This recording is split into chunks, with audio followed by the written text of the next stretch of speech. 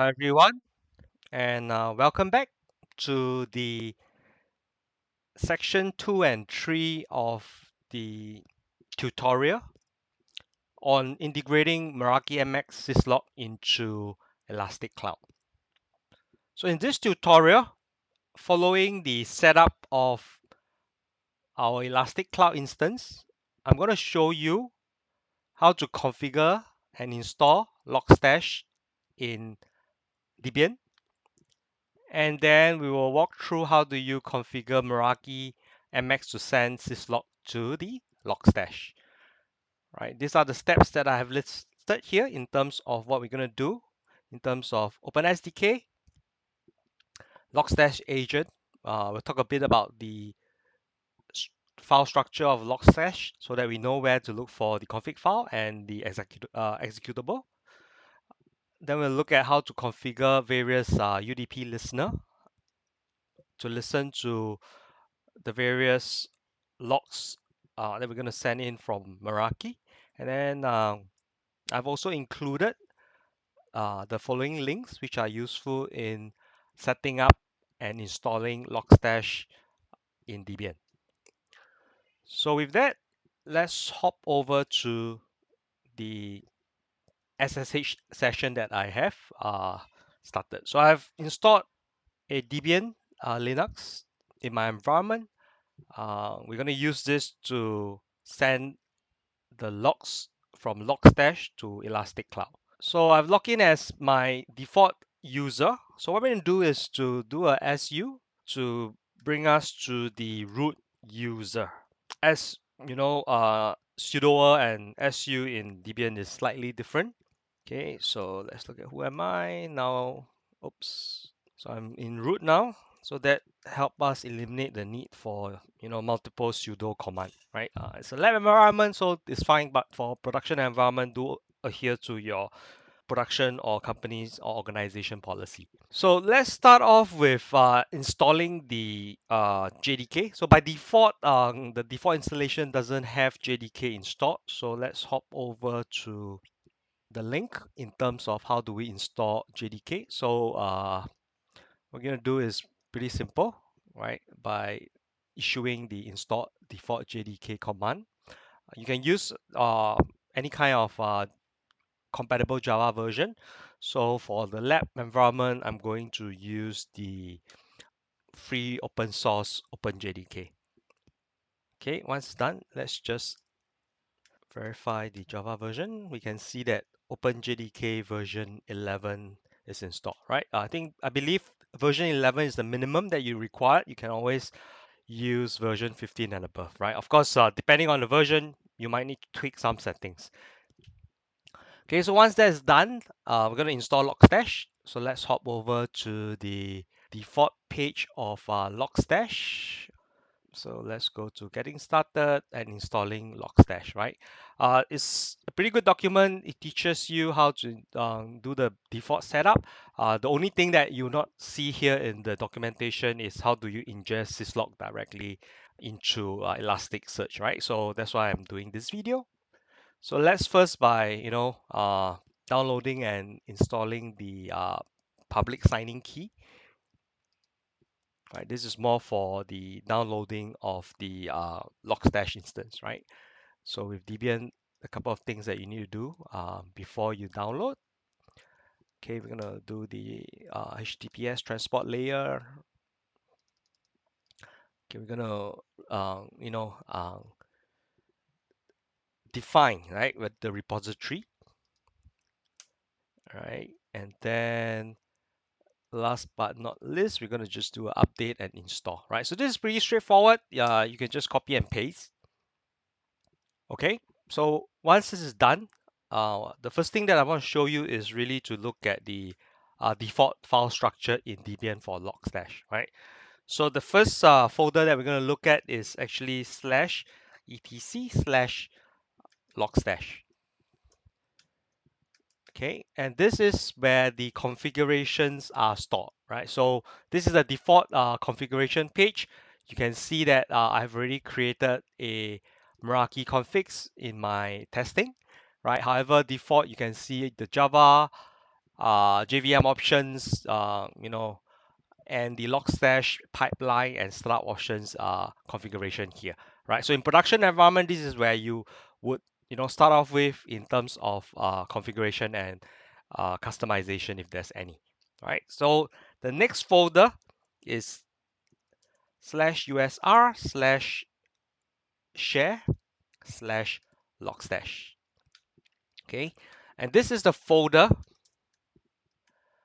where the executable directory is in, and then you get the rest of the modules, tools, expect here, right? So these are the two key file structure that is useful, especially for this tutorial, right? There are other areas that you can look at and you can try, but for this tutorial and for lab environment, understanding these two file structure is good enough for you to start your lab testing.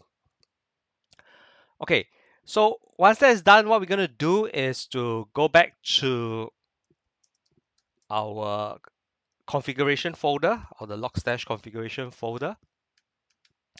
Okay, by default, there's already a Logstash sample that you can copy and duplicate and start with, right? So we're going to copy the Logstash dash sample config to Meraki MX config, right? So we're going to do that, and then we're going to edit the configuration file. You can use VI, Vim, or any of the text editor that you're familiar with, right? So for me, I'm starting to get comfortable with Nano, all right, although there are certain things that VI is still a little bit more interactive or useful for coding, right? For configuration, Nano is definitely a lot simpler and easier to use, right? So in the default setting, you will see a couple of things, right? You have the input and the output. So in general, the file structure for bits, Logstash, or the default Elastic collectors or listeners, you'll see three key things: input, and then what you don't see here, which I'll go through, is filter and then output, right? So, but for any setup, especially even the demo that is there in the official document, input and output is sufficient to start, right? So we're not going to use beats for this demo, right? There's a lot of guide on beats already, so you can easily get comfortable with beats based on the default configuration. What we're going to do is to use the UDP protocol, right, for the Syslog collection, and we're going to change the default port, which is 514 for UDP or Syslog, to what I have customized for this tutorial is 9525, right? And I'm going to, there are a few parameters or fields that you can define by default. I'm going to use this, set this type to syslog for identification purposes. I'm going to do a tag and tag this as the Meraki MX flows, right? Okay, you can define other parameters here, but for this purpose of this tutorial, I'm going to just keep it as the following. Okay, and then from an output perspective, in I believe section 7 or 6, I'll show you how to configure the output to Elasticsearch. But for now, we just comment it, right? So one of the things that you might want to do, right, is really to put in commands so that you can come in and configure and change them in the future, right? Especially dealing with a lot of files you might forget. So this is the listener for Meraki MX flow logs from Syslog, right? And I'm going to put in 9525 as the port. Right? Okay, and then We're going to leave it at this for now. And then from output perspective, there are a couple of parameters to take note. So for testing purposes, we can put the standard output to the console, right? So by putting standard out without codec or any specification, it will output the log collected, right, into a Ruby debug format, right? Which is there will be a very similar like JSON-like format with the tag and the value. Right, so this is what you need to do, right, for a start to see whether the logs are coming in and if it's working, right? So once that config is done, right, you can go ahead and do Control O and then save it, right? So Control O will basically write to the file. So we've done the configuration on Logstash. This function very similarly to like a syslog collector, right? Like your syslog ng, right? So effectively, we have set up a syslog server listening on port 525 for UDP packet coming in. Right, of course, you can do TCPs and other mode of collection, but for this demo, we're just going to use UDP for the syslog traffic. So once that is done, let's hop over to the Meraki dashboard. Okay, once you log into the Meraki dashboard, what you want to do is to go to network wide and then select general.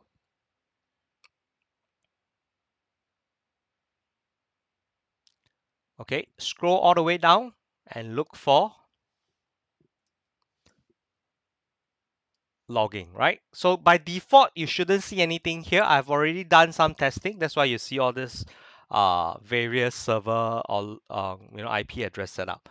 So what you want to do is let's do start from scratch. Or come over here, click on add a server, key in the IP address of the Linux machine. Okay.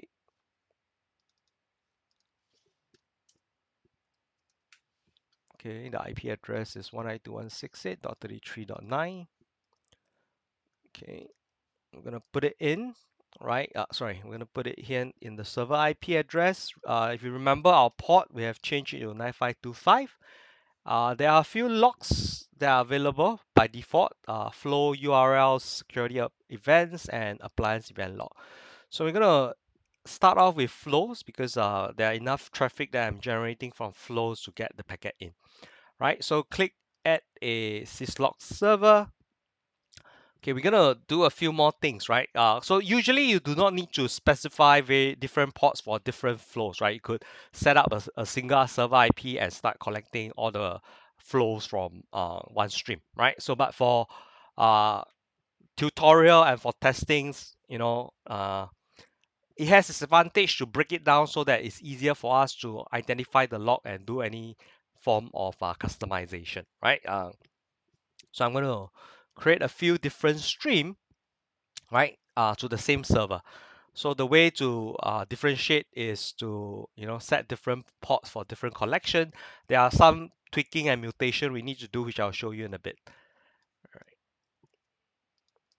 Okay, 9527 for security events, and then we're gonna do um, appliance events log on 9528, right? So once this is done, always remember to click on the save buttons. If it's not there, uh, click on save,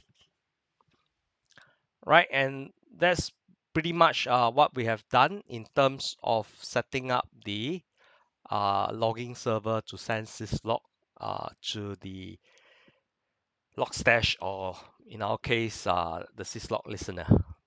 Okay, let's hop over back to here. So now that we have configured the Logstash listener and as well as the Meraki MX, we're going to test out the, uh, the environment to make sure that the logs are coming in. So let's exit this.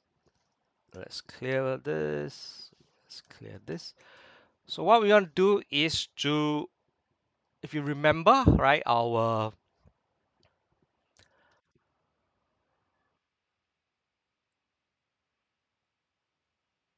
executable is in the following directory /user share Logstash, right?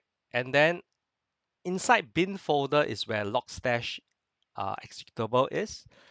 So we're going to do that, right? We'll specify -f for this demo to output the logs collected to the console or in parallel, right? We want to monitor the agents running, right? So we can also add in the okay, we put in the file name, right, which is Meraki mx.config, and then we're going to specify a config this parameter config dot reload dot automatic, right? What this does is that when we change the configuration, which I will show you later while we are testing, the Logstash agent will restart or apply the new configuration automatically, right? So it's useful for troubleshooting and lab test environment. For production, you can always specify the parameters so that you don't have to restart the agent every time you change the config, right? So once that's done, right, you just click hit enter.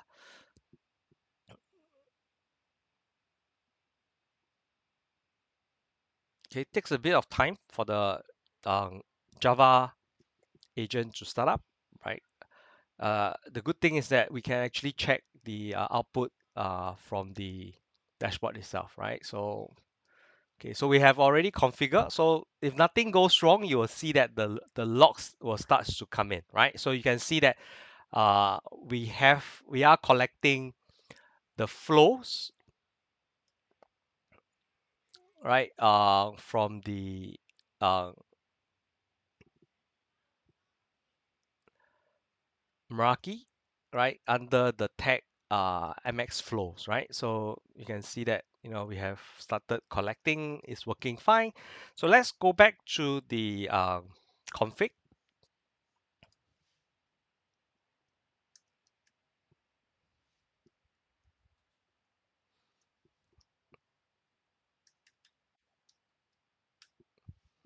Okay, so as you can see, we are only collecting flow logs, right? So which is in our case, we should be able to see that from the IP flow start, right? The tag here, this identifies the flow, right? So you see that in this tag, there are a couple of parameters, right? So we are definitely starting to collect the flow through 9525. Now, what we want to do is to,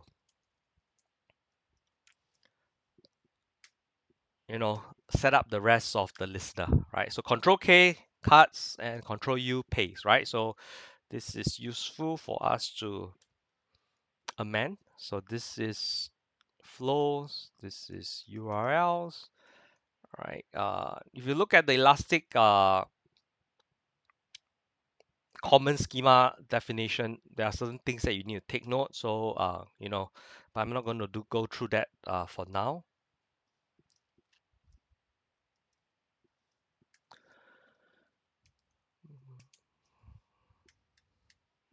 Okay, 9527, and this will be the security events, and then 9528 is our appliance event, right? So we've set up this as the listener. So what we're gonna do is do a Control O, right? The great thing is that without having to exit or restart the service, you can see very quickly that the Logstash has reinitiated. And one of the things that you'll realize that we have started collecting is the Meraki URLs, right? So you can see that. Okay, let's try and catch that. Okay, so for Meraki URLs,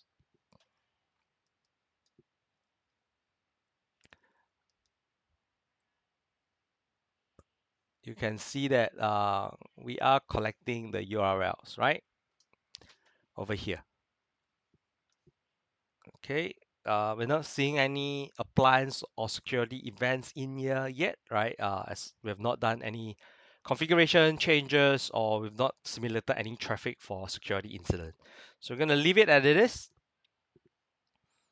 And then let's go on to do a little bit of filtering so that we can also output the config to the log files, right, for our use in the grok pattern creation in the next session, right? So output, we have configured the output to send to the console, which you can see on the left here. Now what we want to do is now to output the logs that we have collected into a file, right? So this is for testing purposes. We want to see the output, and then we're going to create the custom pattern before integrating this into Elasticsearch, right? In production environment, it's a very different way of doing things, right? But for testing and understanding, we're going to do this, right? So the first thing that you want to do is to set a path where you want to send the logs to, right? So we're going to send the path of the logs to, we're going to do temp, right? And then use logs, and then create a folder called Meraki MX, right? You can always use syntax such as time, right? To do the to name the file. So we're gonna do test, right? Followed by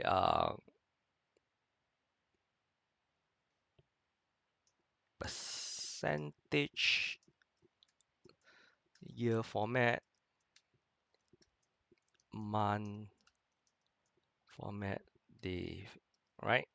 So that we can differentiate the date, right? And you will automatically create a file every time, right? So okay, dot log, right? So that should be the syntax. Yep, and then that's what we do. Okay, so we're gonna try and save this. So with this simple setup, we're going to basically be sending all the logs to a to the same file. Okay, so let's me clone a session for this, and then you know just make this a little bit smaller.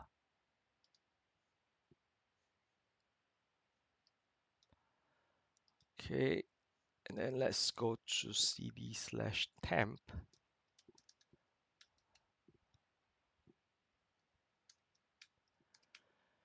Okay, we can see that there's not much things there, right? So you don't have to create the directory by default. It will create when the logs are coming in, right? Of course, best practices, you might want to do it, touch the file, and then give different permission, right? So that's a different ball game altogether.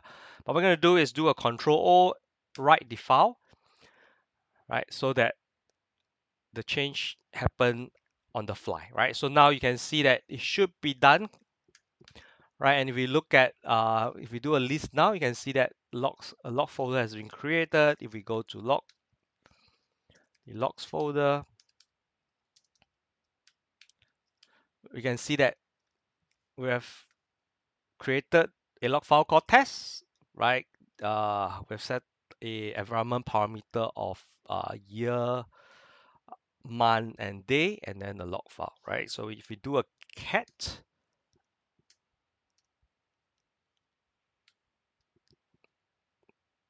test, you can see that the logs are being collected. So you notice that default, the collection of the logs is similar to the output format, which is a Ruby format, right? So it is already, so the logs has already been mapped, right, by default using the standard mapping, right, which is good for ingesting logs. However, if we want to do a little bit more in terms of analysis, that's where the grok customization comes in.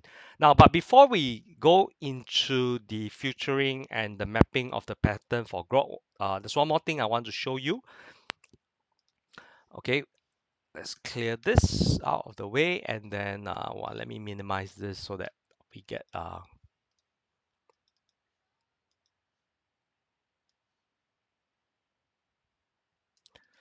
okay. So what we want to do now is that if you look at over here, we have lumped all the various logs into one file, right? So what I want to show you is some simple tweaking that you might want to do to,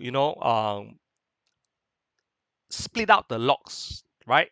On the fly, right? So you can easily do this through the text, right? So if you remember, we have a text already here.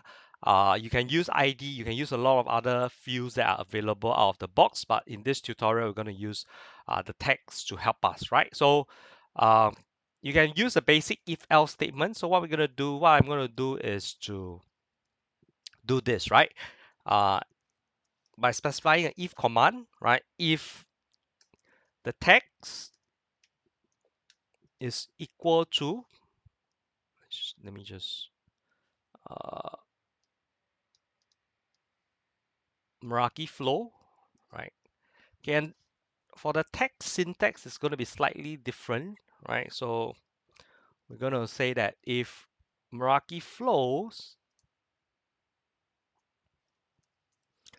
is in the text, okay, because the text field is an array, right? Which means that it can have many, many value in a single tag itself.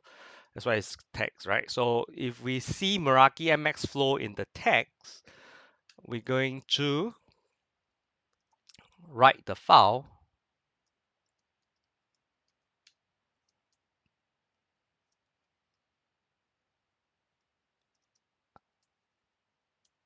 Okay, let's do some basic hygiene.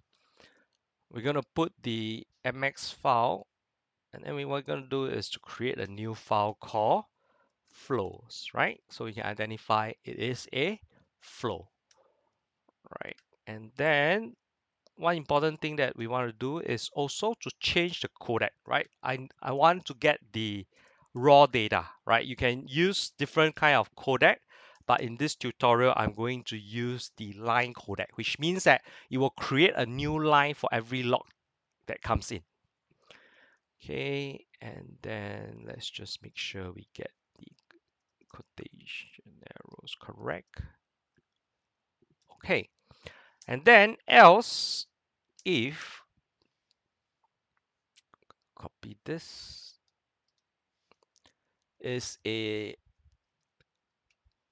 URLs. Did I have the, yep, that's right, in tag. We're going to write the output to a file as well, but now we're going to rename the file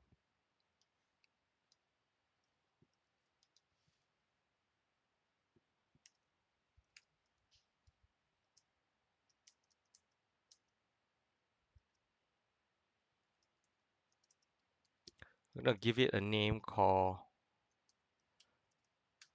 URLs, right?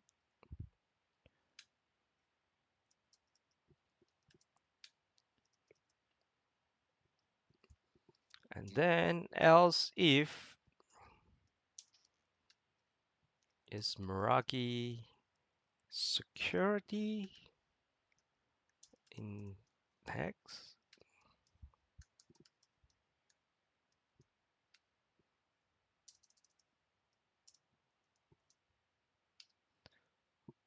Going to output the file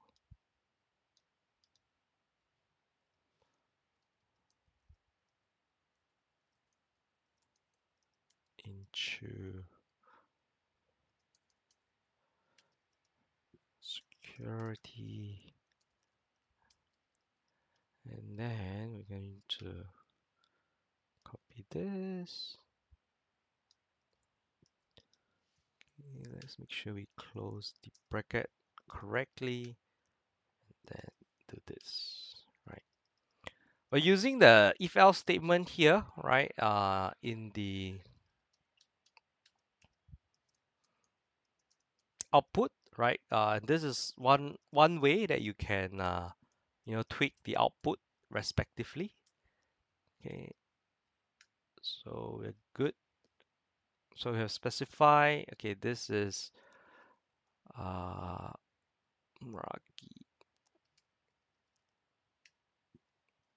appliance in text. We're going to change this to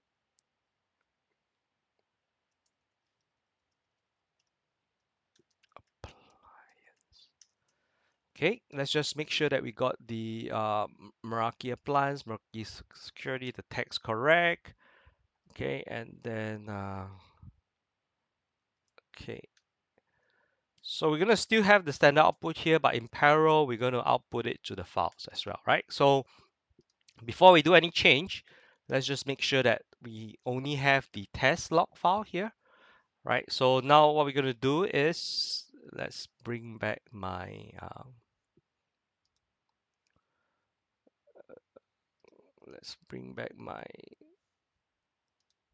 Debian, right? And let's make this smaller.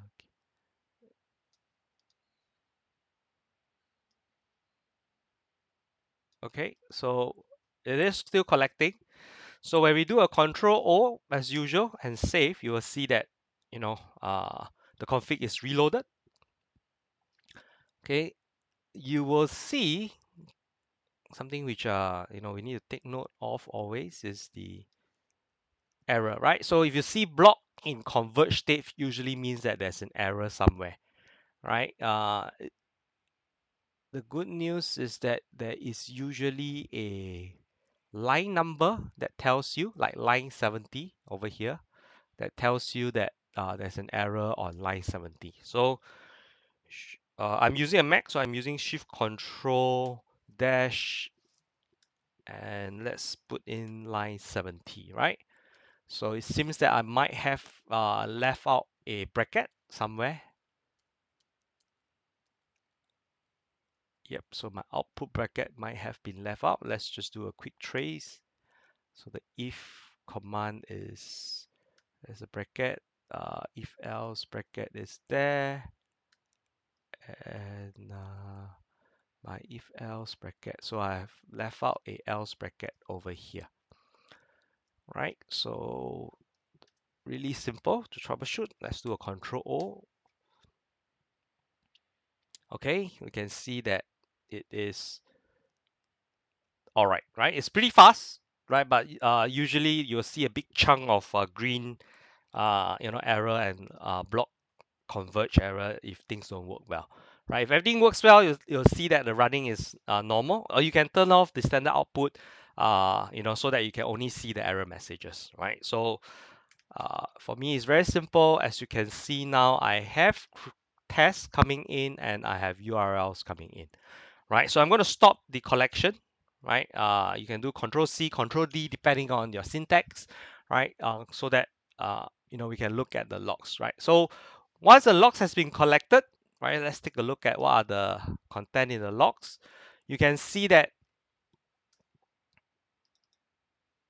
right now I am collecting the raw log format, right? So no more conversion to a JSON format or in the Ruby format, output format that we had earlier. So flows is looking good.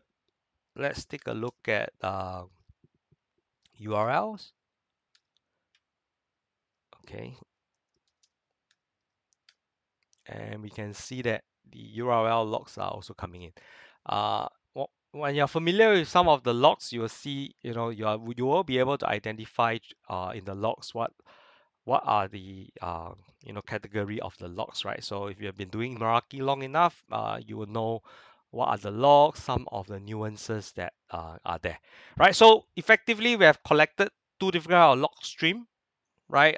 Coming in from Meraki, I've shown you how to do high-level listener, how to configure, customize some of the setup for you to at least know that your Logstash is working, your Meraki is sending the syslog in properly, and that is all that is for this section 2 and 3, right, of the overall tutorial.